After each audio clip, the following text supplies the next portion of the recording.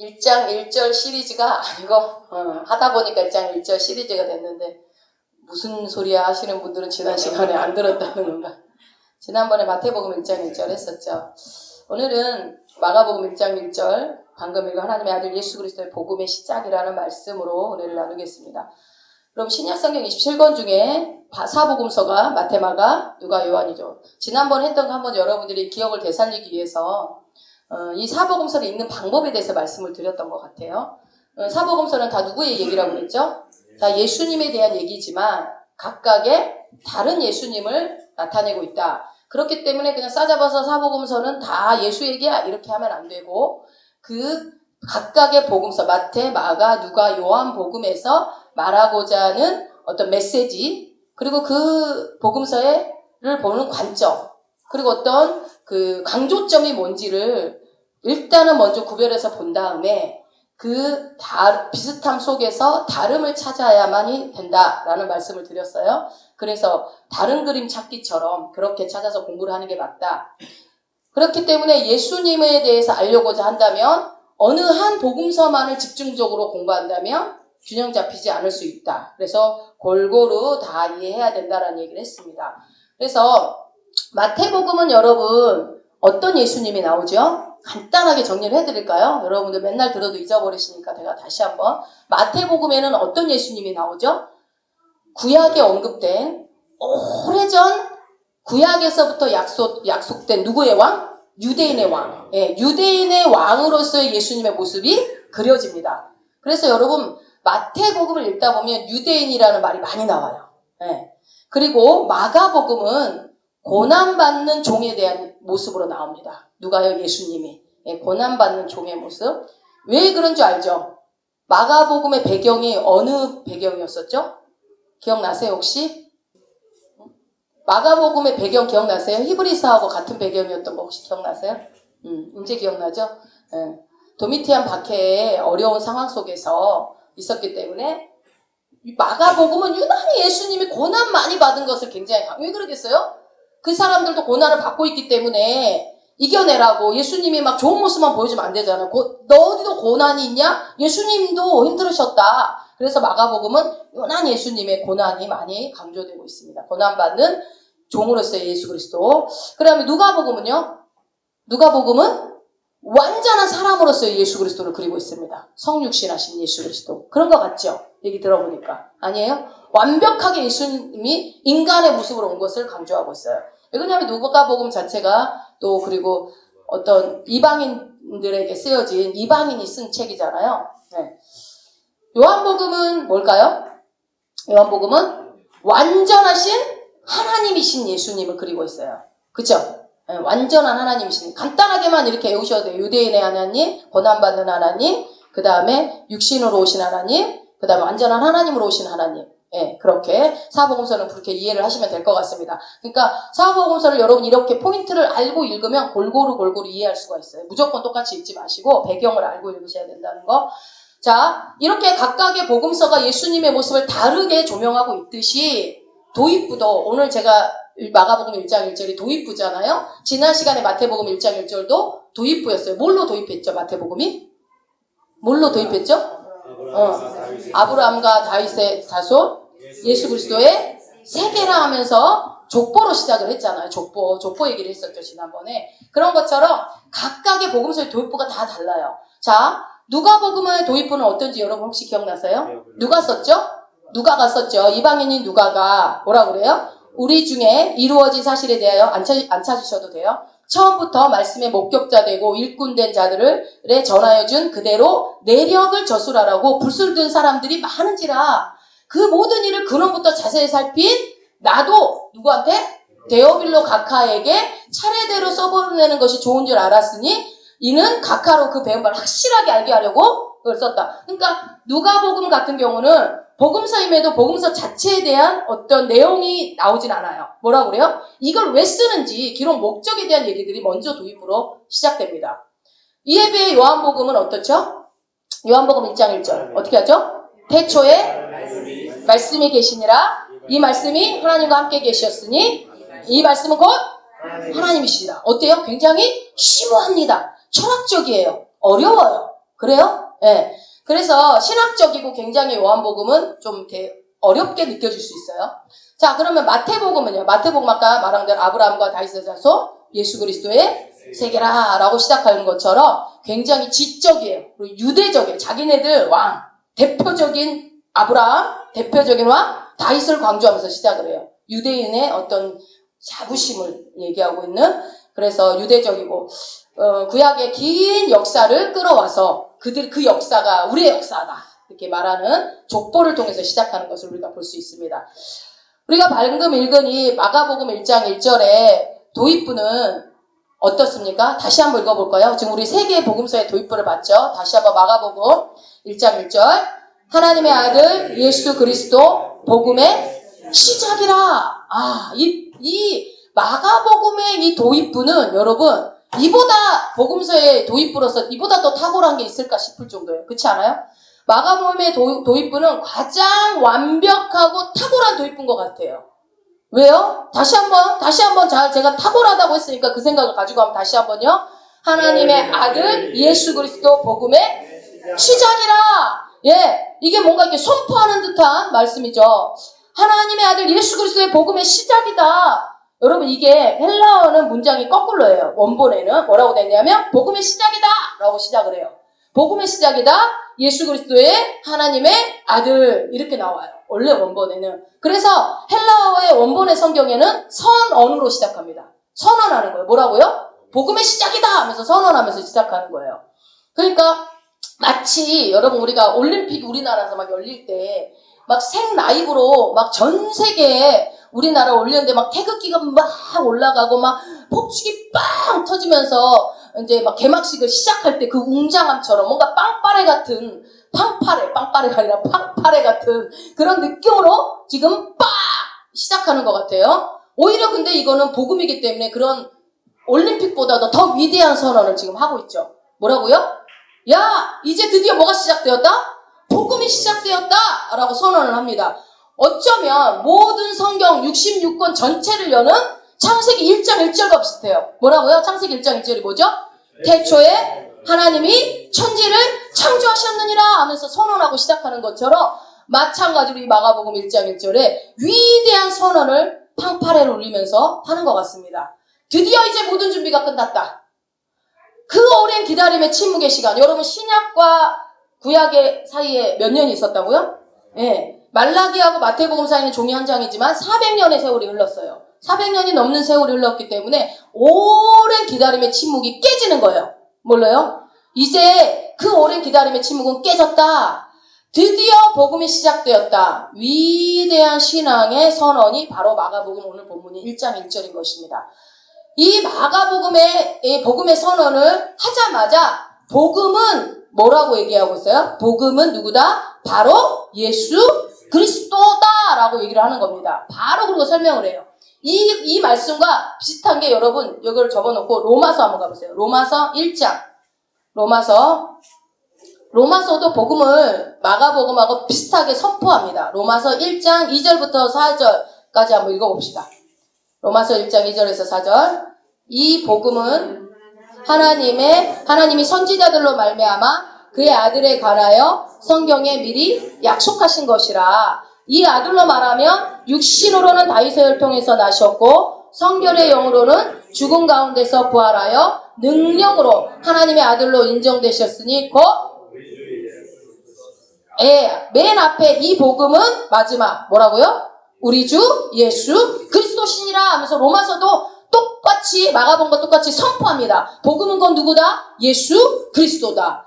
성경은 일관되게 여러분 계속 복음은요 누구라고 얘기해요? 예수 그리스도라고 얘기를 하고 말하는 것입니다. 다른 복음은 있어요 없어요? 없습니다. 오직 그리스도는 그분 자신이 곧 누구다? 복음이다 라는 것입니다. 왜 그분이 근데 복음일까요? 예수 그리스도가 왜 복음일까요? 왜 그리스도가 예수 그리스도 복음일까? 여러분 지난 시간에도 한번 말씀을 드렸지만 세상에 수많은 사람들이 있어요. 그 많은 사람들이 지금 일어나고 있는 자신의 어려운 일들을 다 그 원인을 어디서 찾는다고 했는지 기억나세요? 다 내가 이렇게 힘든 거는 내가 돈이 없기 때문이야. 내가 학벌이 안 좋아서 그래. 내가 뭔가 부모를 잘못 만나서 그래. 아니면 내가 외모가 그래서 그래. 내가 뭔가 자격증이 없어서 그래. 이러면서 아니면 내가 몸에 질병이 있어서 그래. 여러 가지 이유들을 다 댑니다. 그러나 여러분 우리의 이 많은 사람들한테 일어나는 그 수많은 문제의 원인이 그것이라고 그랬습니까?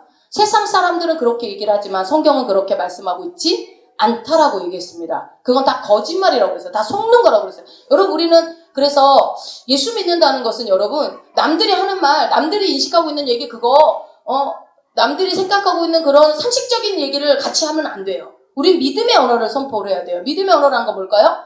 말씀을 얘기하면 됩니다. 말씀은 뭐라고 그럽니까? 그거 다 거짓말이야. 그거 원인, 질병, 외모, 학벌, 부모, 돈 그거 다 거짓말이다. 뭐라고 그래요? 아니다. 그건 다 뭐 때문이다. 너의 그런 어려움들은 단호하고 명확하게 성경에서 얘기한다고 그랬어요. 어디에요? 인간의 모든 문제의 근본적인 원인은 뭐 때문이다? 뭐 때문이다? 예. 빨간 걸로 썼어요. 죄 때문이다. 죄 때문이라고요. 분명히 말씀드려요. 죄 때문이다. 명확하게. 인간이 창조주와의 관계가 단절되면서부터 어떻게 됐어요? 그 창조자의 죄로 인해서 창조주와의 관계가 그냥 단절돼 버렸다고요. 단절되는 순간 인간에게 찾아온 게 뭐가 찾아왔다고 그랬죠? 인간은 생명의 근원이었단 말이에요. 누가? 하나님이. 내가 살 수 있는 근원이 하나님이었어요. 그분으로부터 그 힘을 공급받아야 사는 존재였는데 그분과 만물의 근원 되시는 그 하나님과 관계가 딱 단절되면서부터 어떻게 돼요? 그부터는 인간에게 공허함이 찾아왔어요. 여러분 우리가 예수 믿는데 공허함, 허무함, 우울증 예를 들어서 뭐 어떤 두려움, 염려, 걱정 이건 다 쏟는 거예요. 진짜가 아니에요. 여러분 실체가 아니에요. 어떤 사람은 두려움이 있던데 뭐 우울증에 걸렸던데 그거는 진짜 예수 못 만났기 때문에 그런 거죠. 진짜 예수를 만나서 여러분이 우리가 그 말씀에 대한 것을 안다면 우리가 창조주와의 단절 때문에 죄로 인해서 내에 일어나고 있는 모든 근본적인 문제들의 근본적인 원인이 죄 때문이라는 걸 인정한다면 어떻게 돼요? 무엇을 해결해야 내 문제 해결되는지가 바로 답이 나오죠. 그것을 뭐 이것 때문이다 저것 때문이다 할 필요가 없는 거예요. 어쨌든 창조주와의 관계가 단절되면서 이유를 알 수 없는 공허함과 허무감이 찾아옵니다. 끊임없는 근심과 염려가 찾아와요. 내 맘대로 내 뜻대로 되는 것 같아도 뭔가 찝찝해요. 뭔가 완벽하지 않아요. 늘 두려워요. 늘 염려가 돼요. 나도 모르는 사이에 내가 걱정하고 있어요. 그게 왜 그렇다고요? 그 이유를 알 수가 없어요. 아무리 찾으려고 그래도. 믿음으로 살려고 하는 것 같은데도 나는 항상 이렇게 매일 묶이는 것 같아요. 그것을 해결하기 위해서 우리는 기도하러 오죠. 이게 정상적인 방법입니다. 그러나 세상 사람들은 어떻게 해요? 그 공허함과 두려움과 허무감과 그 빈 공간을 뭘로 채웁니까? 쾌락으로 채웁니다. 그 쾌락 속에는 지식도 있어요. 지식을 많이 알면서 내가 저 사람보다 많이 아는 것으로 만족해요. 그렇지만 거기에 지식의 끝이 있나요? 아니죠. 지식으로 또 채워지지 않아요. 술, 아니면은 본인의 취미 활동, 요즘에는 별의별 많은 것들로 본인의 어떤 특기, 방송, 여러 가지로 본인들의 그 공허함을 채우려고 하지만 성경은 정확하게 얘기합니다. 절대로 너희들 그거 채워지지 않는다. 절대 채워지지 않는다. 그 말씀이 어디 있었죠? 여러분, 에레미야 2장 13절에 있었던 겁니다. 찾지 않으셔도 됩니다. 읽어드릴게요.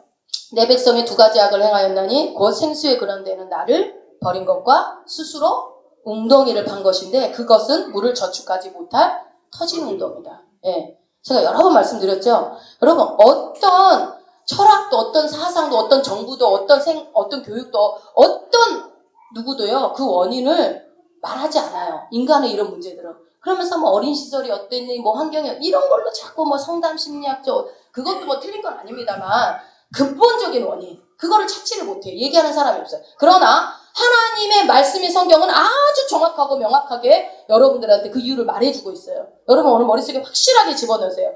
뭐라고요? 인간의 이런 공허함과 두려움과 허무함과 이런 걱정과 염려와 두려움들의 원인들이 어디라고요?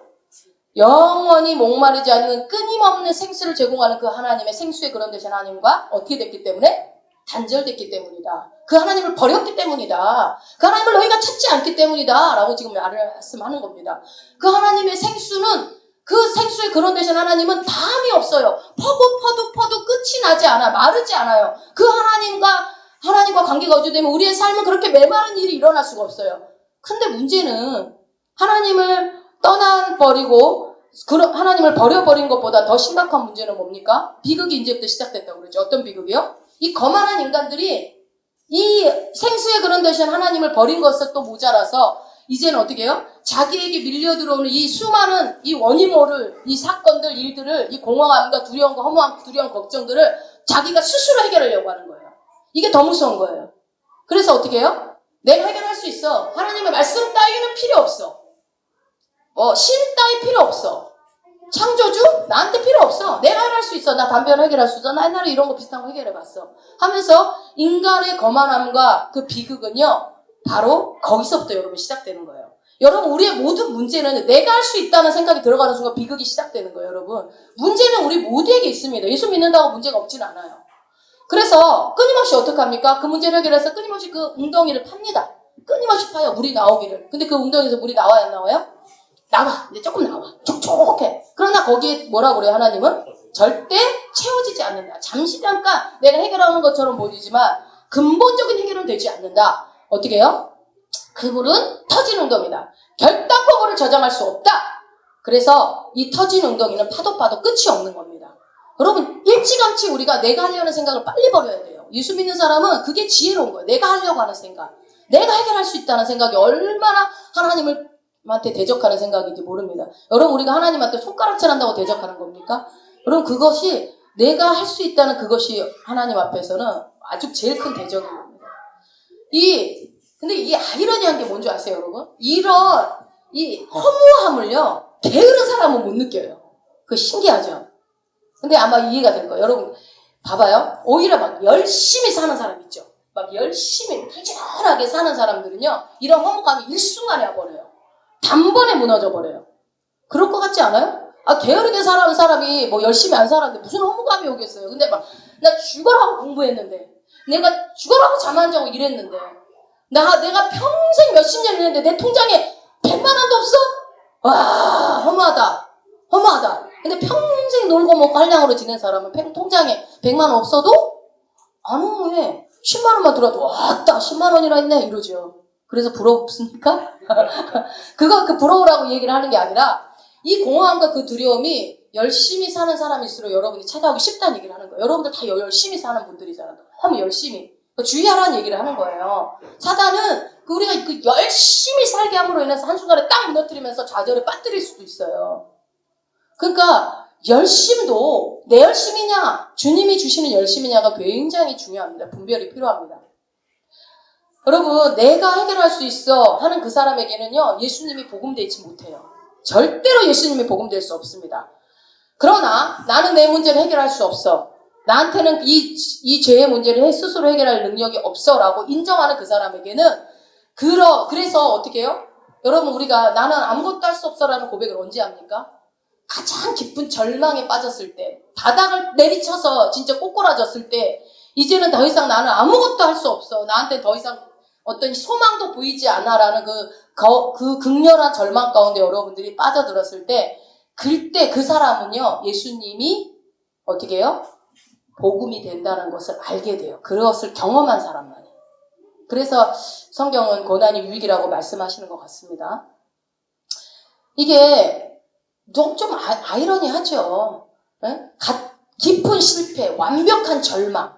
그 가운데 그 죽음의 그늘 나 이러다 죽겠다 싶은 그 가운데 거한 사람이 정말 예수님이 복음이라는 걸 알게 된다는 거. 왜 그렇게 만들어놨을까? 인간의 거만함과 인간의 그런 교만 때문이겠죠. 선악과를 따먹었던 그 인간의 모습을 보면 알 수 있겠죠.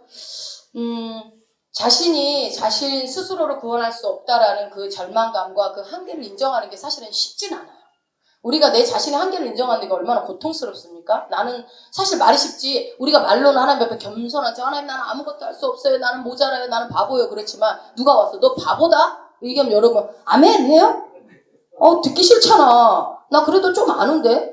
그러니까 하나님 앞에서도 우리가 기도할 때 연기할 때가 많아요. 저 얘기를 하는 거예요.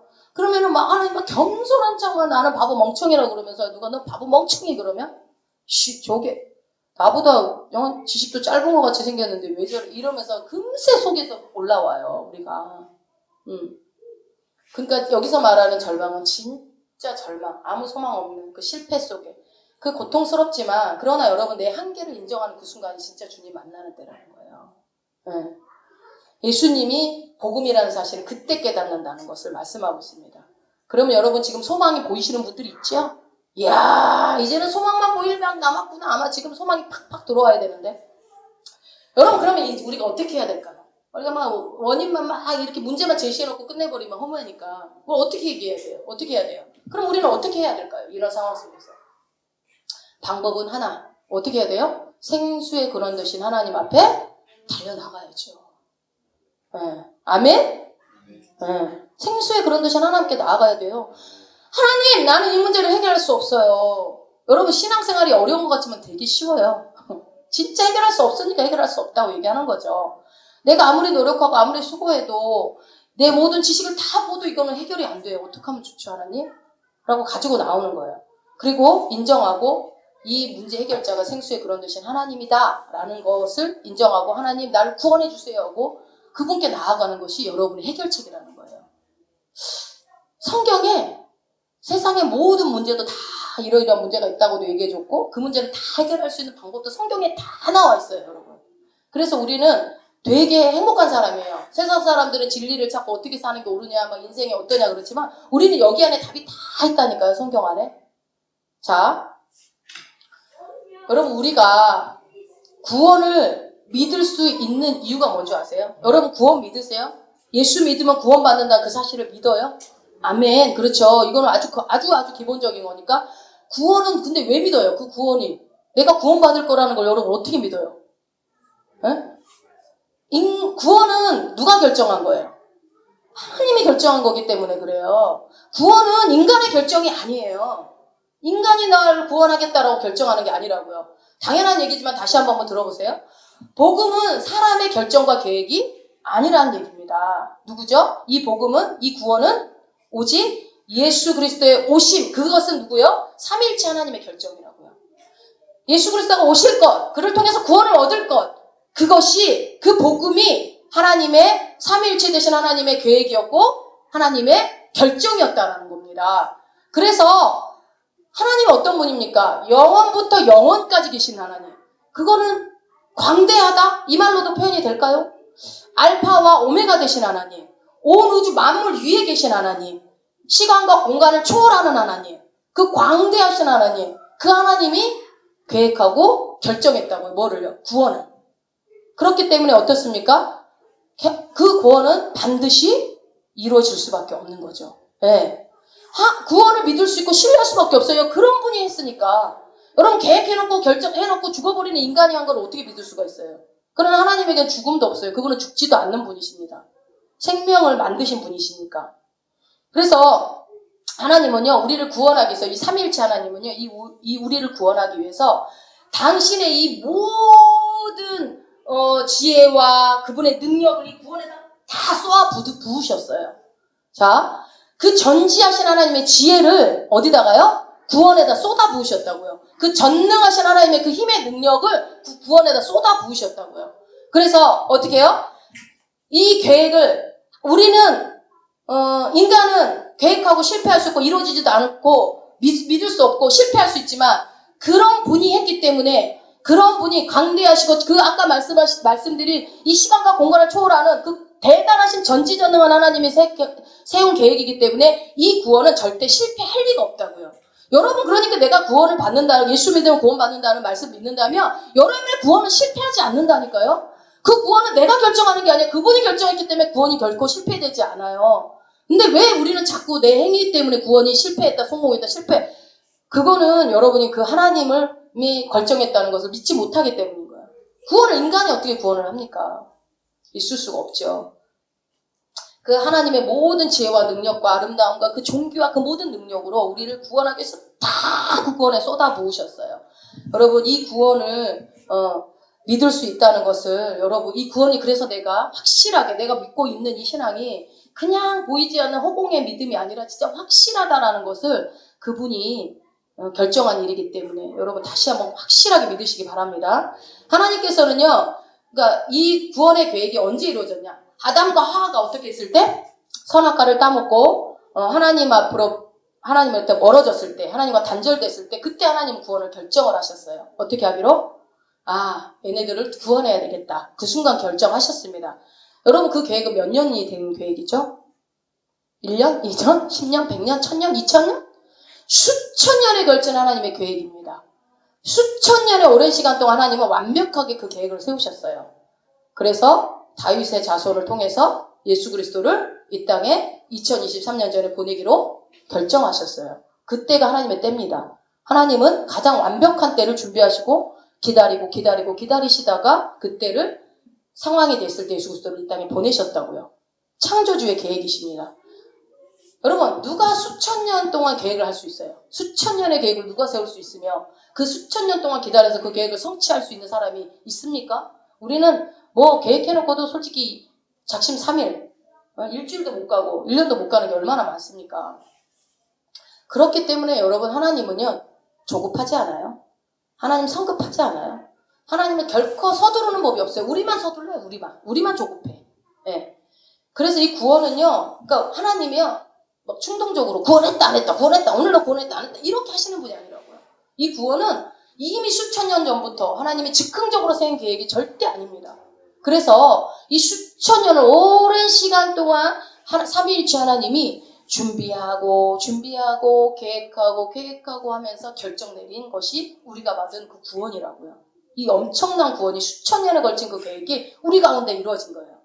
자, 에레미야 여러분 33장 2절 여러분이 잘 알고 있는 말씀 있죠? 뭐요? 이를 행하시는 여호와, 그 다음에 그것을 지어 성취하시는 여호와. 맞아요. 이게 무슨 말입니까? 이를 성취하는 여호와, 이를 행하시는 여호와, 그것을 지어서 성취하는 그 여호와 하나님. 뭘 말하는 거예요? 하나님 한 번 결정하신 일은 어떻게 하신다? 기필코 반드시 이루시는 분이라는 얘기입니다, 여러분. 네. 그러므로 우리는 이 구원을, 복음을 신뢰할 수 있어요, 없어요?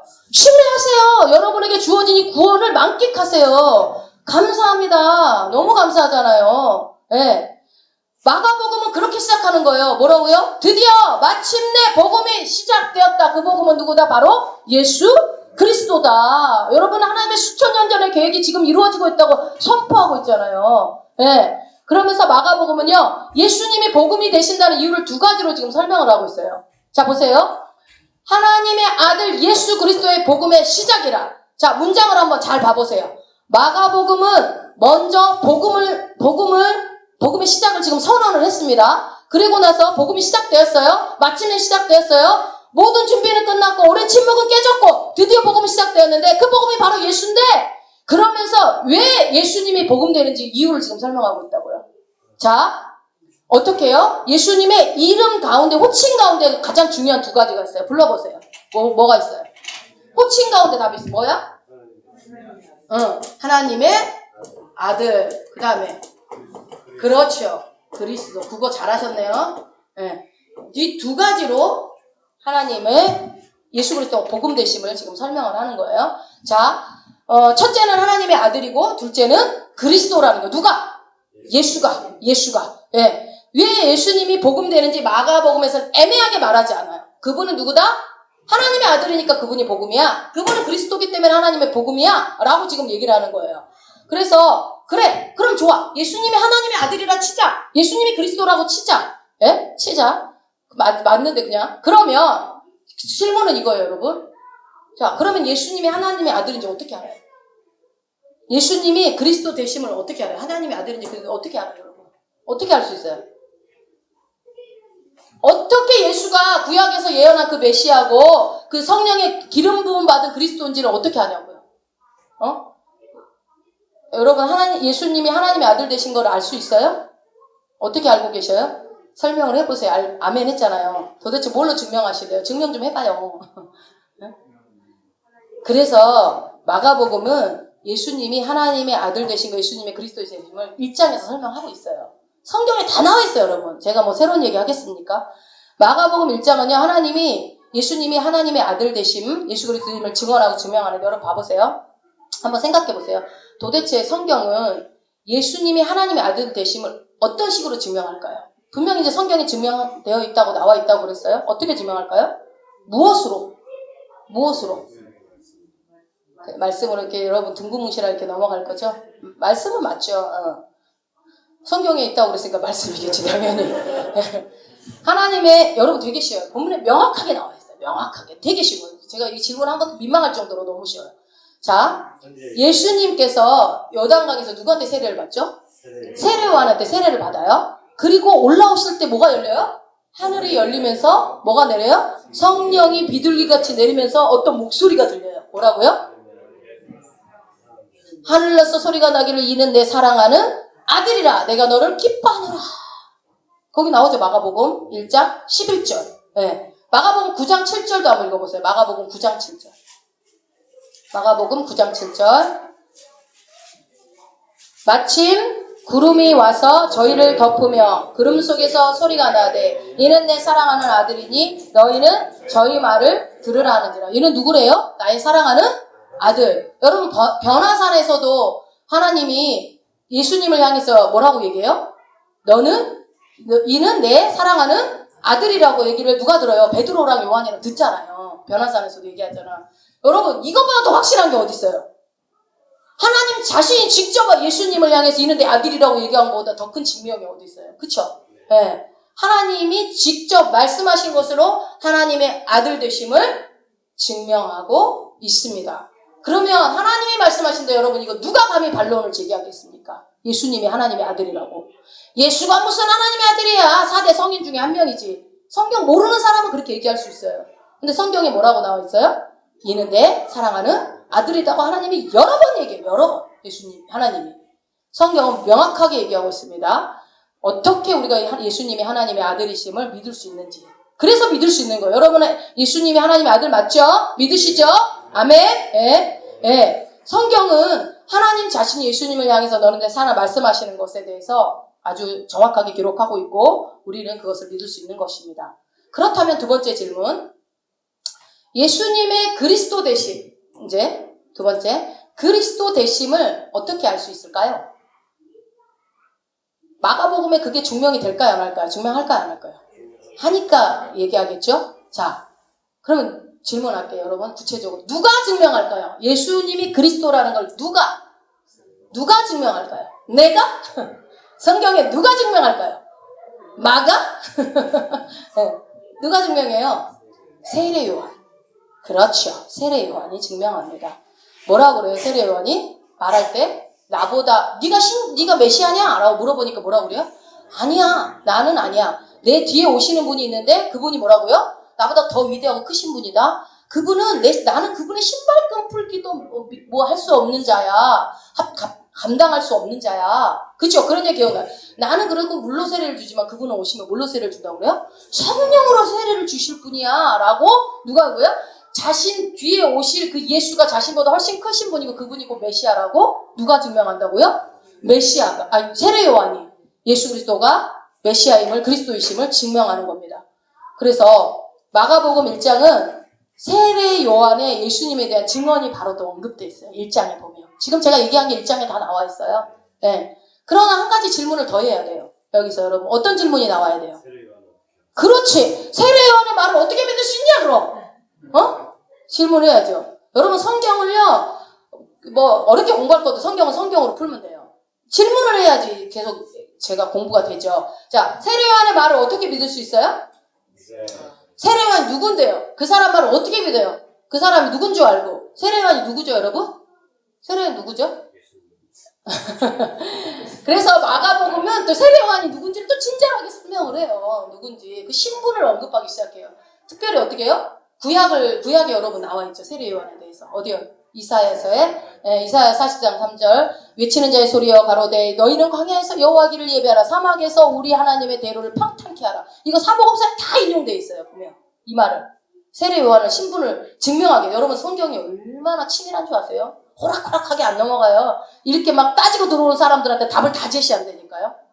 말라기서 3장 1절에 뭐라고 나오죠? 만군의 여호와가 이르노라 보라 내가 내 사자를 보내리니 그가 내 앞에서 길을 예배할 것이요 또 너희의 구하는 바 주가 호련히 그 전에 이 말이니 곧 너희의 사모하는 바 언약의 사자가 임할 것이다. 여기에 이제 말라기서에 세례 요한에 대한 예언이 나오죠. 이렇게 하나님 말씀하는 거예요. 내가 메시아를 보낼 거다.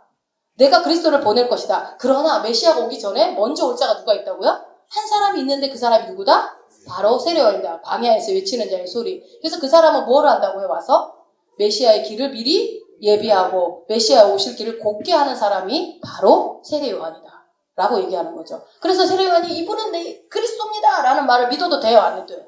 믿을 수 있는 거죠. 네, 증명이 된 거죠.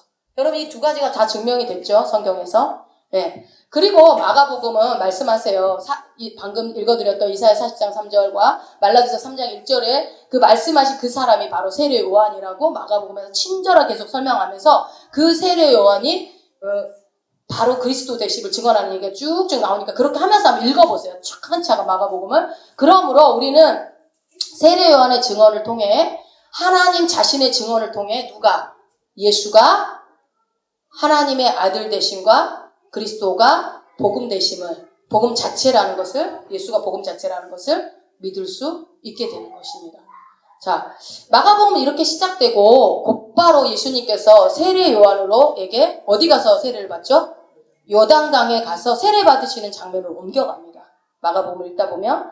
그래서 이 장면은 마태복음 3장, 누가복음 1장, 마가복음 3장에 누가복음 3장에 다 언급이 돼 있어요. 이 여러분 공간복음에서 이 예수님이 세례받는 장면을 굉장히 중요하게 강조를 합니다. 왜 그럴까요? 왜 그랬을까요? 왜냐하면 이때를 기준으로 예수님의 뭐가 시작돼요? 공생애가 시작되거든요. 네, 본격적으로 예수님의 공생애가 시작되는 게 그 세례받는 장면이기 때문에 그렇습니다. 물론 이전에도 예수님은 하나님의 아들이셨어요. 예수님은 그리스도가 맞죠. 이전에도 예수님은 하나님의 사람이 맞습니다. 하나님의 사랑받는 자가 맞습니다.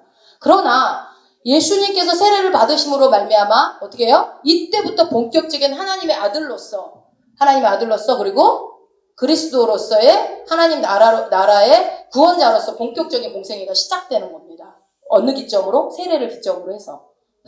그런데 이 장면에 진짜 놀라운 게 있어요. 여러분 예수님이 세례 받는 장면에서 좀 놀랍다 하는 거 있지 않았어요? 마태, 마가, 누가복음 모두에 예수님이 이렇게 세례 받는 장면에 무엇을 언급하고 있냐면요. 예수님이 세례 받을 때 뭐가 임하죠? 네.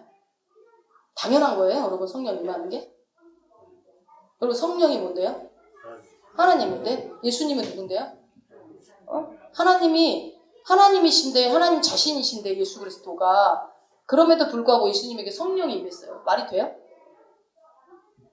여러분 성경에 보면 성령의 역할이 다양하게 나와요.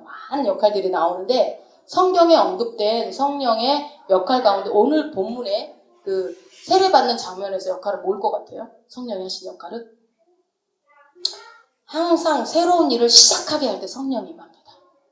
자, 여러분 성령이 임함으로 말미암아 드디어 뭐가 시작됐다고? 예수 그리스도의 공생애가 시작됐다고요. 그런 성령이 임해야죠. 네.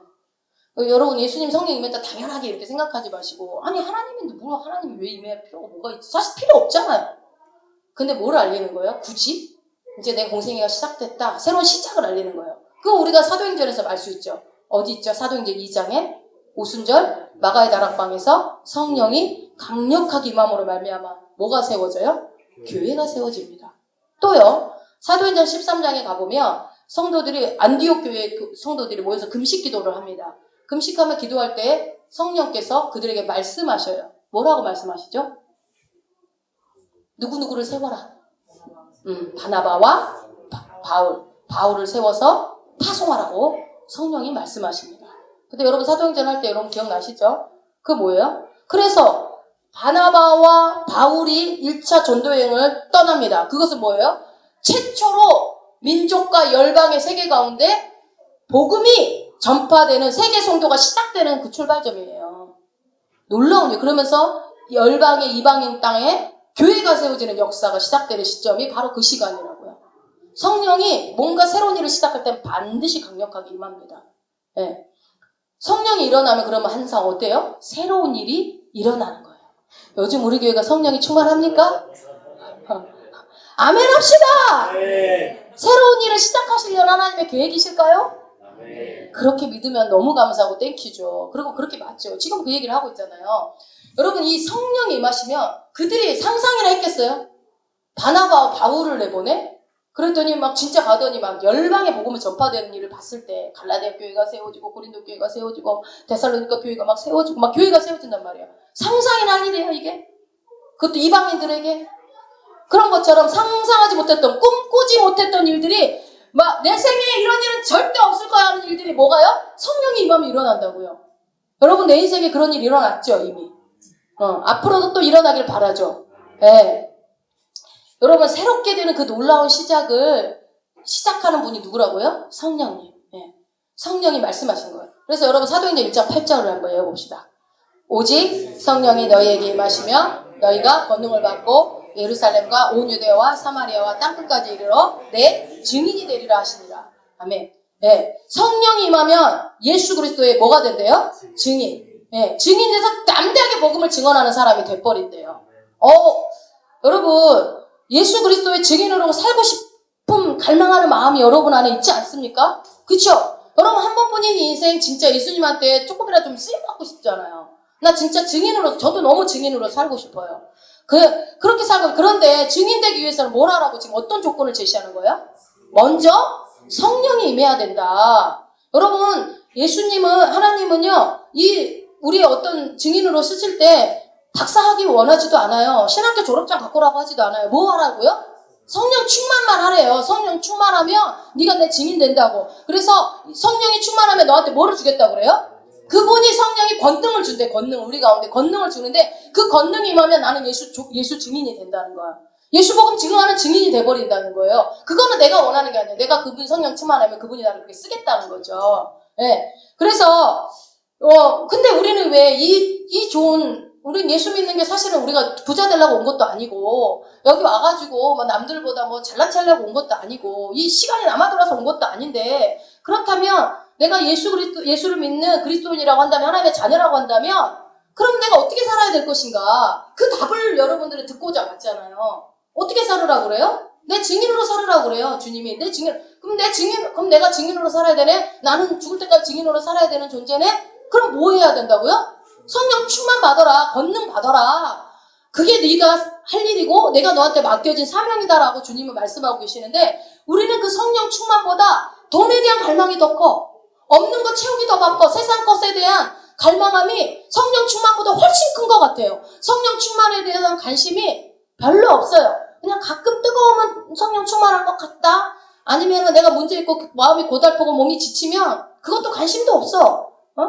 그러지 않아요? 성령 충만이 여러분 옵션이에요. 신앙생활에 옵션 해도 되고 안 해도 되고 그게 아니잖아요. 지금 그러잖아요. 너 예수 그리스도의 증인으로 살라고 싶어? 그러면 성령 충만함으로 권능 받아.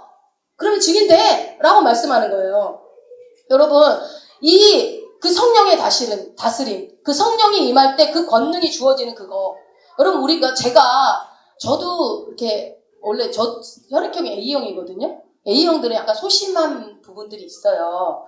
그래서 저는 이렇게 사람 앞에 서는 거 처음부터 이렇게 잘 하지 않았고요. 여기 오기까지 진짜 많은 시간에 예수님이 단련하신 부분들이 있어요. 지금도 그래서 저는 막 아무한테나 전하고 이런 거 잘 못해요. 보기엔 안 그래 보이지만 전혀 안 그래 보이지만 길거리에 가면서 막 길 물어보는 것도 사실 저는 얄짤 생각하고 물어봐요. 그래서 소심함이 있다고요. 그런데 어떻게 해요? 근데 제가 이렇게 서서 말씀 전하고 있는 거는 주님이 주시는 능력으로 이게 정말 가치 있는 일이기 때문에 내가 돈 벌고 세상에서 이렇게 사는 것보다 더 가치 있는 일이라는 것을 알아버리고 난 뒤에는 그냥 이 자리에 있게 돼 있더라고요, 제가. 나 저 돈도 되게 좋아했거든요. 욕심도 되게 많고 막 다 1등 해야 되고 다 이겨먹어야 되고 싸움도 이겨야 돼, 심지어. 막 다 이겨야 돼. 근데 어느 날부터 다 가치 없어요. 이 복음 전하는 거, 영혼 살리는 게 제일 가치 있는 것 같아. 제일 칭찬 들을 것 같아, 하나님한테. 그래서 직장 다 때려치고 이 자리에 이렇게 오게 된 건 아닙니까? 그게 뭐예요? 제가 믿음이 좋아서가 아니라 성령이 내 안에 임했기 때문에 성령이 깨닫게 하셔서 그러면 이 일 해야 되겠구나 라고 제가 이렇게 오게 된 거죠.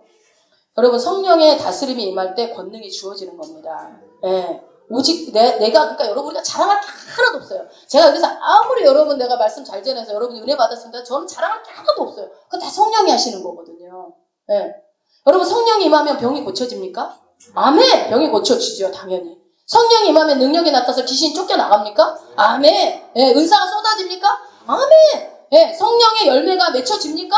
아멘. 당연히 성령의 열매가 맺혀지겠죠? 여러분과 이 두 가지를 절대 무시하면 안 돼요. 은사도 쏟아지고 성령의 지식과 지혜도 오고 열매까지 맺혀지는 거예요. 무엇 때문에? 성령이 오시면. 예, 성령이 임하면 내 삶에 성령의 열매가 맺혀져요. 열매가. 그 삼위일체 하나님의 권능이 내 삶에 주어지기 시작한다는 거예요. 여러분, 그러니까 내가 능력받아라 이런 게 그냥 뭐 어떤 막 병 고치고 막 나 그런 거 하기 싫어 힘들어. 그게 아니라 여러분. 그 권능이 임하면 삶 가운데서 내 가족 관계, 내가 만나는 모든 관계 속에서 그 성령의 9가지 열매, 사랑과 온유와 충성과 절제, 이런 것들이 다 열매 맺어진다고요. 단순히 병 고치고 귀신 쫓고 이런 것만 은사가 아니고, 그러니까 성령이 누구 한 사람한테만 임해야 돼요? 아니요, 우리 모두에게 성령의 각양 은사가 다 쏟아져야 된다고요. 그 은사를 다 받아야 되고, 그 성령이 임하면 그 다음부터 어떻게 되냐면 내가 예수 그리스도를 어떻게 증거해야 될지 그 지혜가 와요. 아, 어떻게 말해야 될지 몰라서 전도 못하겠어. 그런 일이 벌어지지 않아요. 어떻게 해요? 내가 무엇을 증언해야 될지를 깨닫게 됩니다. 그리고 내가 진짜 인생을 어떻게 살아야 되는지, 내가 진짜 가치 있는 삶이 뭔지가 분별이 되기 시작해요. 성령이 임하면 예수가 누구인지 정확하게 알게 돼요. 그래서 그 계시가 내 삶 가운데 막 시작돼요. 여러분 이미 시작됐어요. 여러분들은 알는지 모르겠지만 이미 여러분들 삶 가운데 주님의 계시가 시작됐습니다. 왜냐하면 이 시온 손길을 하나님 쓰실 거거든요. 시온 손길을 쓴다는 건 여러분을 쓴다는 얘기거든요. 그래서 여러분 이제 우리는 사실 갈 길이 정해진 사람들. 여러분 뭐 딴 데다 눈길 줄 필요가 없어요. 우리 그 철로역정에서 봤지만 딴 데다 눈길 줬다가 그냥 시간만 버려. 어떻게 해요? 예수님이 가신 길 뒤따라가야 돼요. 우리가 주님 가신 길 뒤따라가려면 무엇보다도 어떻게 해요? 우리가 그동안 기가 닳도록 목사님한테 들었던 말씀 뭐예요? 기도하라. 기도해서 뭐 받아라? 성령 충만 받아라. 설교 솔직히 다 아무리 뭐 미사오고 쓰고 대단하게 유창하게 설교해도 마지막은 기도하라는 거예요, 여러분. 기도 안 하면 아무리 탁월한 지식을 말씀드려도요, 그거 그냥 이 하루 이틀 지나면 잊어버려요. 네. 오직 성령의 충만함이 임할 때 진짜 말씀이 깨달아지고요, 온전한 진리의 말씀으로 예수를 증언하는 사람이 되는 거예요. 네. 예수님이 잡히시기 전날 밤에 그 겁쟁이 베드로가 예수를 몇 번 부인하죠? 3번 부인해. 심지어 어린애 앞에서도 부인해. 그리고 여러분 우리 성경에는 안 나오고 언어 성경에는요 뭐라고 나오냐면 베드로가 막 부인하여 막 얘기하대. 근데 그렇게 우리나라 말은 되게 부드럽게 나온 거예요. 실제 원본에는요 욕하고 저주하고 있다고 나와요. 그러니까 뭐 에이치 타타타 어쩌고 뭐 제가 여기서 강단에서 욕은 할 수는 없고 저런 내가 어떻게 알아 뭐 이러면서 막 욕하고 저주했다고요. 그러면서 부인했다고요. 그런데 오순절날 성령이 강림해서 확 성령이 임하니까 어떻게 됐어요? 그 압도적인 영광으로 인해서 베드로가 어떻게 변했어요? 말하지 않아도 자기가 스스로 나가서 막 복음을 전해. 막 그 4,000명, 5,000명 막 변화되는 역사가 일어나는 거야. 누가요? 베드로가. 네. 그렇게 막 우리는 그래도 막 예수님 욕하지는 않았잖아.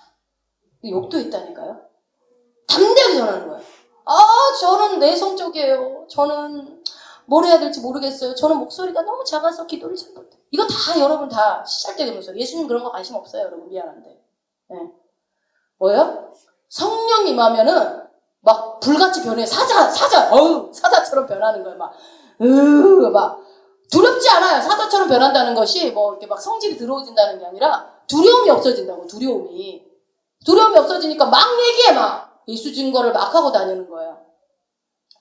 여러분 물로 세례를 받으셨죠? 물로 세례를 받았으면 이제는 여러분들이 성령 세례를 받는 건 이미 성령 세례를 경험하신 분도 있고 앞으로 성령 세례를 경험해야 되는 분들도 있습니다. 여러분 성령 세례는 옵션인가요? 필수인가요?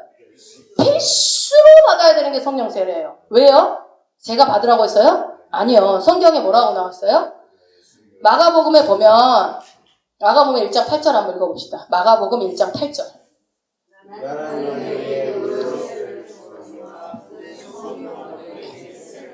누가 성령으로 세례를 준대요? 예수님이 성령으로 너희에게 세례를 준다고 약속하셨기 때문에 우리는 반드시 성령 세례를 받아야 돼요. 네. 나는 너희에게 물로만 세례를 베풀었지만 내 뒤에 오시는 분은 능력이 됐다마나 그분은 성령과 불로만 우리한테 세례를 주실 분이야 라고 세례 요한이 증거합니다.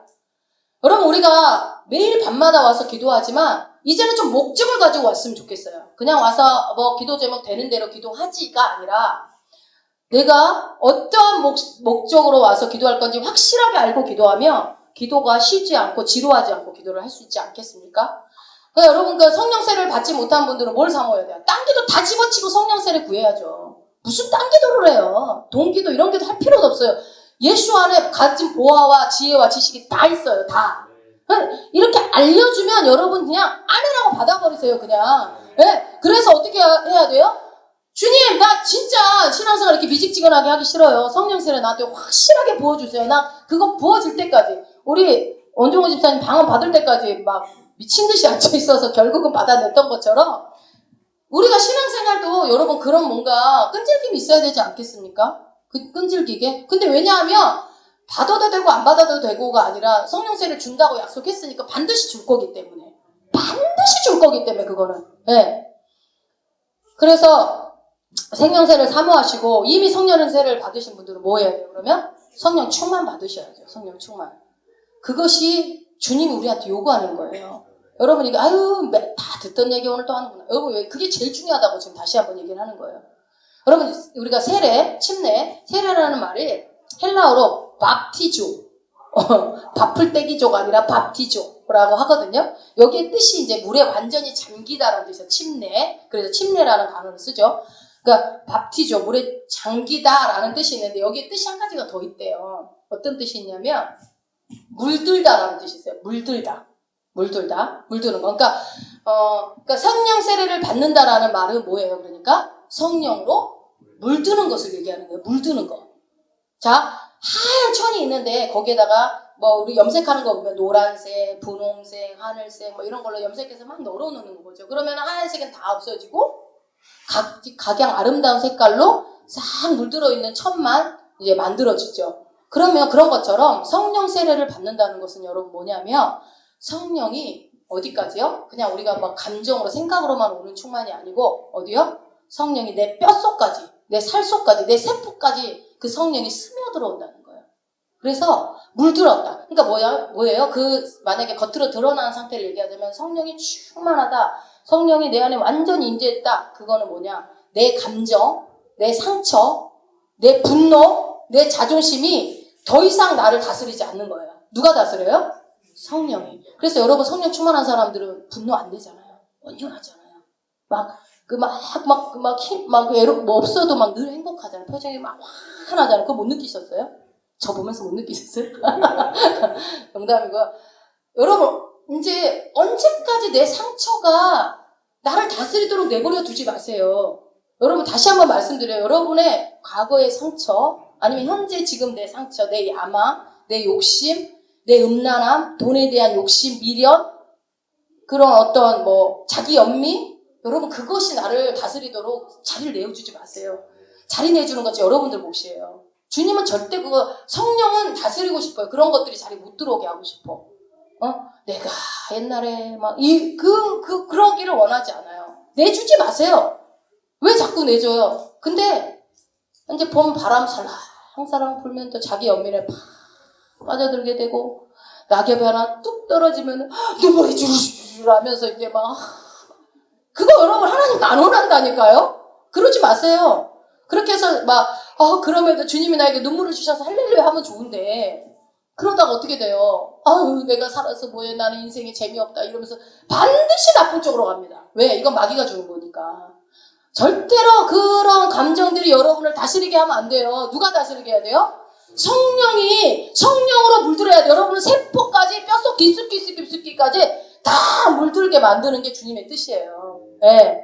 그래서 여러분들 경험해 보신 분들 알겠지만 성령이 임하면 반드시 일어나는 현상이 있습니다. 어떤 현상이 있죠? 하나님의 음성이 들려요. 맞아요? 성령이 임하면 반드시 하나님의 음성이 들립니다. 하나님의 목소리가 들려요. 다이야 어디 가서 로또 사러 이런 거 말고요. 어떻게 해요? 어떤 음성이 들려요? 그 음성은 신비로운 게 아니에요. 너 언제 가서 어디 가서 거기가 동쪽으로 가지 말고 서쪽으로만 움직여 이런 얘기가 아니고 예수님께서 여러분 요단강 세례 받으실 때 들렸던 음성 뭐라고 그랬다고 그랬지 아까? 네? 성령이 비둘기처럼 임했을 때 그때 들렸던 그 음성이 뭐였어요? 너는 내 사랑하는 아들이라 내가 너를 기뻐하노라. 여러분, 이 성령이 임하면 바로 들리는 게 내 존재 자체에 대한 어떤 그런 거에 대한 음성이 들려요. 여러분 자체에 대한 음성. 너는 사업을 하면 안 되겠다. 이게 아니라 여러분, 우리는 이 음성을 반드시 들어야 돼요. 반드시. 내가 너를 사랑한다. 내가 너의 존재를 얼마나 귀하게 여기는 줄 알아? 내가 너를 얼마나 기뻐하는 줄 알아? 내가 너에게 나는 너무나 귀한 존재야 라고 하는 그 음성이 성령이 충만하면 반드시 들리게 돼 있어요. 근데 막 성령 충만했더니 뭐 동쪽으로 가라고 가지 말라고 이거 들린 거 그 귀신 소리 잘못 들은 거예요. 여러분 주의하세요. 여러분 이 음성 우리 매일 들어야 되지 않을까요? 그쵸? 정말이지 매일 듣고 싶어요. 하나님 맨날 눈만 뜨면 어우 사랑하는 혜경아 내가 너를 얼마나 사랑하는 줄 알아. 주님 너무 좋아요 막 이러고 싶어. 여러분 이게 우리 사연씨가 있지만 어떠냐면요. 오늘도 아까 오기 전에도 또 질문을 해. 매일 자주 하는 질문. 엄마 나 사랑해? 엄마 나 이뻐? 엄마 나 귀여워? 엄마 나 자랑스러워? 엄마 나 선물이야? 뭐 나는 무슨 그런 말들을 또 계속 나오는지 모르겠어요. 한 5분 정도 항상 합니다. 레파토리가. 그럼 응 이렇게 하죠. 그러고 나서 맨날 제일 안아줘 이 말을 제일 많이 써요. 안아줘. 엄마 나 사랑해? 오기 전에도 엄마 나 사랑해? 그래. 아니 그걸 왜 할까요? 뻔히 맨날 저 수백 번 해줬거든요. 아빠도 수백 번 해주고 수백 번 해주는 얘기를 왜 오늘도 오기 전에 왜 또 했을까요? 왜 그래요? 들으면 좋으니까. 여러분 들으면 좋잖아요. 제다입사 내가 얼마나 제다입사 사랑하는 줄 알아? 좋잖아. 내가 널 미워 이런 거보다. 그쵸? 이렇게 말해주는 말이 너무 듣기 좋은 거야. 그 말을 듣고 싶으니까 맨날 확인하는 거예요. 그래서 너 이거 예전 결핍인가? 막 했지만 이거를 아니 전문 용어로 자뻑이라고 그러죠. 자뻑.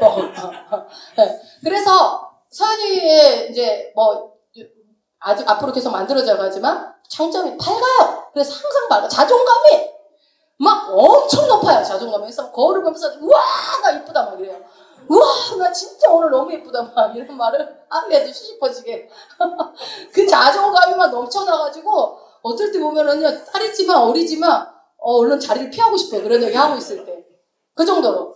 여러분도 머리로는 지식으로는 주님이 나 사랑하는 거 알고 있잖아요. 주님이 나를 목숨처럼 사랑한다는 거 너무나 알고 있는데 근데 어느 날 주님이 야 내가 너를 사랑한다. 내가 너를 얼마나 아끼고 너를 기뻐하는 줄 알아? 라는 너는 내 복에 놓은 존재야. 라고 주님이 말씀하실 때 그럼 너무 행복하잖아요. 진짜 행복하지 않아요? 그러면 그때부터는 문제는 저리 가고 막 눈물만 줄줄줄줄 흘리잖아요. 내 창조주의 음성인데 나를 만드신 분의 음성이 들려졌는데 그거보다 행복한 게 어디 있어요? 여러분 내 창조자의 음성이 내 안에서 들리기 시작할 때 내 모든 삶이 변화되기 시작해요. 하나님의 음성이 들리기 시작하는 거니까 성령이 충만하면 하나님의 음성이 들리는데 그 음성은 내 존재 자체에 대한 음성이고 그 음성이 들려지면 내 삶에 변화가 일어난다고요. 이해가 되시죠? 네. 그리고 하나님이 여러분 이 성령 충만을 우리가 어느 날 기분 좋을 때만 내가 분위기 좋을 때 기도가 잘 될 때만 충만함을 사모해야 되는 게 아니라는 겁니다. 이 성령 충만을 매일 강구해야 되겠죠. 그러니까 마음을 활짝 열고 하나님 앞에 뭐라고요? 주님 나에게 말씀해 주세요. 주님 나에게 충만하게 임재해 주세요. 이 기도를 여러분들이 막 뜨겁게 해야 돼요. 그러니까 어제 그제 계속 박은경사가 이제 기도를 같이 밀고 저도 이제 기도가 둘이 막 만나는 게 막 느껴져요. 하늘에서. 근데 그게 어떤 기도예요? 성령 충만하라고 계속 성령의 바람을 막 불어넣어 주는 거예요. 우리가 기도도 우리 힘으로 하는 게 아니거든요. 성령이 기도를 주관해 가야 되거든요. 그래서 기도 제목도 성령이 주시는 기도 제목, 성령님에 의해서, 성령님을 위해서, 성령님이 기뻐하시는 기도. 그 기도를 하기 위해서 어떻게 해요? 계속 성령의 바람을 불어넣어 주는 거예요. 계속. 그러면은 기도가 안 되던 기도가 막 성령님이 붙잡으니까 막 뜨겁게 기도가 올라가는 거예요. 그거예요. 그러니까 성령 충만함을 강구하는데 먼저 충만한 사람이 같이 나눠줘요. 이게 여러분 짐을 서로 지라는 실제적인 현장이 일어나고 있는 거예요. 져주는 거예요. 기도 못하는 사람이 기도 잘할 수 있게끔 독려해주고. 여러분 기도 밀어주는 사람이 기도 제목 없어서 다른 사람 기도 밀어줍니까? 아니죠. 성령이 같이 함께 성장하기를. 여러분 팔 한 짝만 길어지고 한 짝은 짧으면 안 되잖아요. 온 지체가 같이 막 성장해야 돼요. 네. 요한계시록 여러분 1장에 보면 밤모섬에 세례 요한이 유배가 돼서 갇히게 되잖아요. 그래서 그때 요한이 성령의 감동에 대해서 음성을 들어요. 뭐라고 하는지 아세요? 딱 한마디 하십니다. 주님이. 뭐라고 그래요? 요한계시록 1장 찾지 않으셔도 돼요. 요한계시록의 배경이 도미티안 박해 배경이었잖아요. 다 처참하게 죽이는 그 상황. 공포와 두려움에 덜덜덜덜 떨고 있던 그 세례 요한에게 주님이 찾아오셔서 한마디 하십니다. 뭐라고요? 두려워 말라. 라고 얘기하셔요. 두려워하지 말라. 읽어드릴게요. 요한계시록 1장 17절. 내가 볼 때에 그 발 앞에 엎드려져 죽은 자같이 되매 그가 오른손을 내게 얹고 가라사대 두려워 말라. 나는 처음이요 나중이니. 라고 얘기합니다. 하나님이 여러분 내 인생에 내가 아무리 미래가 준비되어 있지 않다 하더라도 솔직히 지금 여러분 우리 뭐 미래가 확실하게 준비된 사람 별로 없는 것 같긴 해. 뭐 연금도 들어놓은 것도 없는 것 같고 사놓은 땅도 없는 것 같고 물려받을 유산도 없는 것 같고 그렇다면 우리는 세상 사람들이 봤을 때 우리는 뭐예요? 실패한 인생처럼 보일 거예요. 가능성 없는 인생. 미래가 불투명한 인생들. 투명한 저 벽을 봐라. 그게 네 미래다. 막 이렇게 얘기하잖아요. 그런 것처럼 미래가 준비되어 있지 않다고 생각했지만 여러분 미래가 우리 가운데 준비되어 있지 않다 할지라도 미래가 보이지 않는다 할지라도 두렵고 걱정되고 염려가 나를 엄습해온다 할지라도 그것이 짓누른다 할지라도요. 살아계신 하나님이 성령 충만함 가운데 내게 한마디만 하면 여러분들이 끝나요. 뭐라고요? 두려워 마. 두려워 마. 두려워하지 말라. 내가 너와 함께한다. 네가 불 가운데 가? 그때도 함께. 물 가운데에도 그때도 내가 너와 함께 할 거야. 여러분 내가 너를 존귀히 여긴다. 내가 너를 사랑한다. 창조주가 나의 생명을 주신 그분이 나한테 얘기한다니까요. 그러면 그 말 한마디면 내 미래가 불안합니까? 그분의 생명 온 우주 만물 위에 계신 분이 얘기하는데 어떻게 불안할 수가 있어요. 그죠? 그러니까 여러분 우리가 미래가 준비되지 않아서 나는 나이 70세가 되면은 뭐 아무것도 없어서 어떻게 먹고 사나? 이거 세상 사람들, 아버지가 없는 사람들이 하는 고민할 필요가 없어요. 우리는 이 음성을 듣는 순간 내 영혼이 울리기 시작하잖아요. 어떻게 해요? 진짜 주님은 살아계시고 내가 기뻐하고 감사한다. 주님이 계시니 내가 두렵지 않다. 이런 고백을 하게 되는 거죠. 여러분 오늘 이 강구를 하시겠습니까? 이제 기도도 여러분 계속 맨날 똑같은 기도 하지 마시고 좀 기도를 좀 폭넓게 해보세요. 주님이 기뻐하시는 기도를 해보세요. 문제에만 국한되어 있지 마시고. 성령이 임하면 어린애들도 예언을 한대요. 청년들이 환상을 본대요. 노인들이 어떻게 한대요? 꿈을 꾼대요. 여러분 노인들의 특징이 뭔지 아세요? 이제 우리도 앞으로 노인이 될 거니까 잘 들으세요. 노인들의 특징은 뭐냐면은 과거 얘기, 옛날 얘기를 많이 하죠. 내가 옛날에 말이지. 과거의 말이지. 이렇게 한단 말이에요. 근데 성령이 임하면 노인들이 뭘 얘기한다고요? 내일을 얘기해요. 내일을.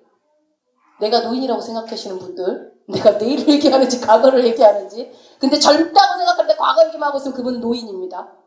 나이가 문제가 아니에요. 그죠?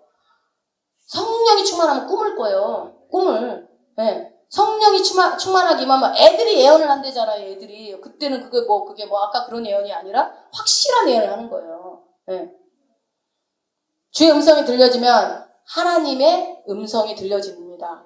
어떤 소망도 없던 내 삶에 여러분 내가 지금 기도하지만 막막한 것들이 우리 가운데 난 다 있다고 봐요. 저도 있어요. 정말 이게 그런데 그런 정말 뭔가 앞이 보이지 않는 절망 가운데 그때 생명의 빛이 비추기 시작을 하면 생명 대신 예수 그리스도의 그 빛이 시작을 하면 그 어둠 가운데 그늘 가운데 있었던 내 영혼이 절망적이었던 내 삶이 어떻게 돼요? 그리스도의 빛이 비치기 시작하면서 소망이 보이기 시작하는 거예요, 여러분. 누가 오늘 여러분 이 성령의 충만함을 구하실래요? 네? 나는 어두워. 이 문제가 해결돼야 밝아질 거야. 아니요. 성령의 충만함에 그 빛이 임하면 그 문제는 떠나간다고요. 여러분 우리가 두 손을 들고 주님 앞에 간구하며 나갈 때 우리에게 약속하신 그 성령을 물 붓듯이 부어주겠다고 약속했어요. 그러니까 성령 충만한 거는 누구한테 주어진다고요? 간구하는 자에게, 구하는 자에게 주어진다고요. 그래서 이 마가복음을 여러분 1장을 읽다 보면 마가복음은 세례 장면 이후에 예수님이 이것까지만 하고 마칠게요. 예수님이 제자를 부르시는 장면이 나와요. 자, 복음을 선언했고 그 복음이 예수 그리스도였고 그분이 하나님의 아들이고 그리스도였고 이거를 누가요? 하나님이 직접 말씀하셨고 그거를 증언한 사람이 누구라고요? 세례 요한이고 그 세례 요한은 구약에서 지금 이미 말씀으로 그 사람은 보증된 사람이었고 그렇게 설명을 하고 예수님이 세례를 받고 하는 장면이 지금 계속 나왔죠. 그리고 나서 세례 받고 난 이후에 예수님께서 하신 일이 있어요. 뭐랬냐면 제자를 부르시는 장면이 나옵니다. 제자를 부르시는 장면. 예수님께서 제자를 부르실 때 여러분 자격을 안 물어요. 자격을 안 물어요. 너무 감사해요. 자격을 안 물어요. 여러분 오늘날 대부분의 모든 학교나 직장이나 공동체 들어가려면 자격 내놔야 돼요? 안 내놔야 돼요? 다 내놔야죠. 뭔가 써서 내야죠. 그리고 자기가 가지고 있는 자격을 말해야 되고 그들한테 검증을 받아야 돼요. 그래야 합격이 되든지 들어갈 수 있다고요. 너 어느 대학 나왔니? 주님 안 물어요. 너 자격증 몇 개니? 주님 안 물으신다고요. 너 이 할 줄 아는 거 다 얘기해. 안 물어보신다고요. 왜요? 자격을 묻지도 않고 하나님이 하시는 얘기가 뭔지 아세요? 비전을 말씀하세요. 비전을. 뭐라고요? 너 사람 낚는 어부되게 할 거야. 베드로 학벌, 베드로 말투, 성격 중요하지 않아. 그냥 주님의 계획이에요. 비전. 내가 너로 사람 낚는 어부되게 할 거야. 이거는 여러분 비전을 주시는 거예요. 비전을. 여러분 하나님께 사용받지 못할 인생이 있어요? 없어요? 없어요. 하나님께 사용받지 못할 인생은 단 한 사람도 없습니다. 예. 하나님 제가 이것도 못합니다. 저는 저것도 못합니다. 별로 할 줄 아는 게 없어요. 이거 하나님 관심 있을까요? 없을까요? 1도 없어. 하나님은. 여러분들 그렇게 백날 얘기해봐. 하나님 관심 하나도 없어요. 예수님은 아무 관심 없다니까. 나 이거 못해 저거 못해 이런 거. 모세 나 이거 못해 저거 못해 할 때 하나님이 그거에 들어주시던가요? 기필코 하나님은 모세를 리더로 쓰셔요. 그런 것처럼 예수님이 우리를 향한 유일한 관심은 뭐냐면 비전이에요. 비전. 여러분에게 각각에 갖고 있는 비전이 다 있다고요. 다. 한 사람도 예외가 없어요. 어떻게 해요? 너는 열방의 아버지가 되게 할 거야. 내가 너를 이방인의 사도로 쓸 거야. 내가 너를 이스라엘을 부흥시키는 왕으로 쓸 거야. 다 비전을 줘요. 자격을 묻지 않는다니까요. 여러분 하나님의 비전이 내 삶에 주어지는 순간 우리가 예수 그리스도의 뭐가 돼요? 제자가 되기 시작합니다. 여러분 나 제자 돼야지 이게 아니에요. 하나님의 비전이 여러분에게 이제 그걸 이제 찾아게 그걸 소명을 발견한다고 그러죠. 그리스도인으로서 그 다음에 합당한 삶을 살게 되는 거예요. 여러분 이 순서를 잘 기억하세요. 순서가 내가 열심히 살아야지. 나 내일부터 기도 열심히 하고 살 거야. 여러분 지켜지든가요? 내가 내일부터 새벽 예배 절대 안 빠질 거야. 지켜지든가요? 우리의 육신은 언제나 넘어져요. 끝까지 가지 못해요. 그러나 예수 그리스도의 제자가 되기 시작하면 합당한 삶을 살게 되어 있습니다. 그 제자가 되는 것은 하나님이 비전을 주시는데 그 음성이 들리는데 어떻게 해요? 성령이 충만할 때 그것이 같이 이루어진다고요. 예수님께서 제자들에게 따르라고 할 때 제자들의 반응이 한결같았어요. 여러분 이거는 우리가 체크하고 갑시다. 한번 가보세요. 예수님이 마가복음 1장 16절 가보세요. 예수님이 얼마나 많은 사람을 불렀겠습니까? 여러분 그렇죠? 많이 불렀어요. 여러분 기억나는 사람 있어요 혹시? 아버지가 돌아가셨던 사람 불렀는데 따랐어요? 못 따랐어요? 못 따랐잖아요. 그러니까 예수님이 불렀는데 다른 사람이 있었고 못 따른 사람이 있었다고요. 그거를 여러분 팬 있는 사람들은 듣고 여기서 제가 동그라미 칠하는 거 한번 쳐보세요. 예수님의 부르심에 따라갔던 반응했던 사람들의 공통적인 특징을 찾는 거예요. 자 마가복음 16장 같이 읽습니다. 20절까지. 갈릴리 해변으로 지나가시다가 시몬과 형제 안드레가 바다에 그물 던지는 것을 보시니 저희는 어부라. 예수께서 이르시되 나를 따라오너라. 내가 너희로 사람을 낚는 어부가 되게 하리라 하시니 곧 그들을 그물을 버려두고 쫓으니라. 조금 더 가시다가 세베대 아들 야고보와 그 형제 요한을 보시니 저희도 배에 있어 그물을 깁는데 곧 부르시니 세베대를 사꾼들과 함께 배에 버려두고 예수를 따라가느라. 아멘. 공통적인 특징이 뭔지 아시겠어요? 네, 버리는 것도 버린 건데 특징이 뭘 버렸어요? 곧에다 동그라미를 쳐보세요. 즉시. 여러분 아까 얘기했잖아요. 아버지가 얼마 전에 돌아가셨던 한 사람에게 예수님 불렀는데 아버지 장사 지내야 된다고 안 따랐잖아요. 나 장사 지내고 와서 따르면 안 돼요? 예수님 기다려줬어요? 안 기다렸어요. 그 사람은 제자 안에 못 들어왔어요. 근데 여기 뭐라고 그래요? 곧 그물을 버려두고 곧 부르시니 즉시로 따랐다는 거예요. 여러분 하나님의 말씀이 내 삶에 주어졌을 때 머뭇거릴 시간이 없어요. 여러분. 그러니까 어느 날 말씀을 설교를 듣다가 또 아니면 기도 중에 하나님이 강력하게 주시는 말씀이 있을 때 바로 순종하면요 놀라운 일이 일어나요. 네. 내 뒤를 돌아보는 게 아니에요. 말씀이 주어졌는데 내 손에 뭐가 있지? 내가 정말 할 수 있을까? 진짜 할 수 있을까? 그게 맞아? 이거 하나님의 음성, 이거 생각할 시간 없다니까요? 여러분 주어졌을 때 내 자격을 뭔지를 바라보는 게 아니고 어떻게 해요? 나를 부르신 하나님만 보고 달려가기만 하면 되는 거예요. 어떻게 해요? 즉시로. 여러분 이거 못해서 놓친 것들 많이 있어요. 그러니까 뭐 여기 계신 분 얘기해서 뭐하지만 우리 김연희 권사님이랑 우리 이제 주일날 오전에 청년부 같이 모임을 할 때 우리가 하나님을 경외하는 삶에 있어서 무엇이 걸림돌이 되는지 그걸 제거를 해야 된다. 우리 한 주 동안 생각해보고 오자. 그러고 하고서 이제 나누는 시간들이 있었어요. 그래서 이제 각자 여러 가지 얘기를 하는데 이제 권사님이 기도 시간을 한번 하나님 앞에 드려보고 더 많이 드려야겠다라는 그 부분에 대한 마음에 찔림이 왔다라고 해서 그 주에 바로 즉시로 순종을 하시고 최대한 시간 맞춰서 오려고 노력했단 말이에요. 그러니까 하나님은 지금 막 붙는 거예요. 이게 하나의 단적인 예입니다. 내가 하나님 앞에 하나님의 요구가 왔을 때 너 이 기도의 양이 이거 갖고 되겠니? 내가 너를 쓰려고 그러는데 조금 더 기도해서 이런 말이 왔을 때 누군가는 다음 주부터요. 아니면 내가 이번 주는 힘든 일이 많으니까 그 다음 주 아니면 다음 달부터 이렇게 했다면 주님이 예비한 성령의 충만이 안 오죠. 근데 그렇게 하고 나서 그걸로 끝날까요? 아니요. 하나님은 더 다음 계획들이 또 있겠죠. 그러니까 어떤 마음들이 왔을 때 아니면 누군가에게 내가 뭐 섬김이 오거나 뭐 흘려보내야 되는 어떤 거 왔을 때 그 즉시로 하는 게 여러분 너무너무 중요해요. 그때 주님이 일하시거든요. 네. 지나고 나면 100% 다 사그라다 내 생각이 들어가서 여러분들이 하나님 지금이 나에게 주시는 메시지가 있고 부르신다면 진짜 즉시로 하나님만 바라보고 달려나가는 분들이 여기 이렇게 많이 계셨으면 좋겠어요. 우리 가운데 정말 저도 그랬으면 좋겠고 여러분도 그랬으면 좋겠습니다. 그래서 여러분 성령이 임하면 거룩함을 사모하게 되고요. 성령이 임하면 죄가 싫어져요. 여러분 죄 안 지려고 막 몸부림칠 필요가 없어요. 어떻게 하면 돼요? 죄를 여러분 내 안에 욕심, 미움, 탐욕, 음란함, 시기, 질투, 게으름 얼마나 많은 죄가 있습니까? 이 더럽고 추악한 죄를 여러분 정말 이기고 싶으세요? 진짜 저 정말 이기고 싶어요. 그래서 금식도 해보고 기도 시간도 늘려보고 정말 막 안 해본 거 없는 것 같아요. 저도 막 죄와 뭐 반복되는 그 죄를 이겨보려고 뭐 자해까지는 안 했지만 막 그렇게 해보려고. 그러나 여러분 기억하세요. 방법은 딱 하나예요. 죄를 이기는 거는 죄하고 막 싸우려고 하지 마시고 죄를 보지 마시고 어둠에 집중하지 마시고 어떻게 해요? 확실한 방법은 빛 대신 예수를 바라보는 거예요. 성령의 충만함을 받으면 빛이 들어오면 어둠은 떠나가게 돼 있어요. 반드시 빛이 들어오면 어둠은요 36개 주랭랑이에요 여러분. 근데 그 어둠만 내가 이 죄를 하지 말아야 되는데 내가 이 죄를 짓지 말아야 되는데 이 죄를 이제 나는 이 죄 보고 있으면 계속 여러분은 어둠만 보게 돼요. 그러나 그 어둠은 뭐예요? 여러분 깜깜한데 불을 탁 켜는 순간 어떻게 돼요? 어둠은 떠나갑니다. 빛 대신 예수 그리스도를 바라보는 거예요.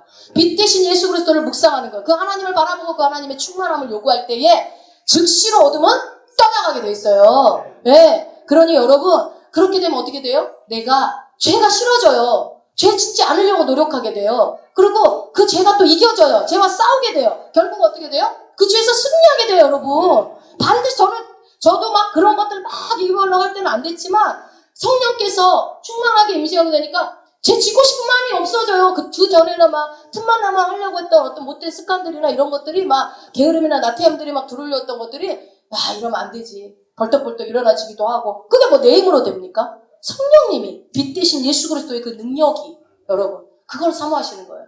나는 맨날 못해 맨날 이것만 보고 있지 마시고 예. 여러분 우리가 마무리합니다. 오직 하나 성령의 충만함만 간구합시다. 이 시간에 같이 찬양하면서 성령을 간구하는 자마다 하나님에게 성령을 반드시 부어주실 것입니다. 저는 믿습니다. 우리 교회가 성령 충만한 교회가 되어서 정말 하나님께서 우리 성도들을 사용하시고 또 수많은 잃어버린 영혼들을 우리 교회를 통해서 일으키실 것을 확신하고 믿습니다. 여러분 그거에 하나님 미랄이 여러분들이 되시셨으면 좋겠어요. 네, 그렇게 축원드립니다. 자, 찬양합시다.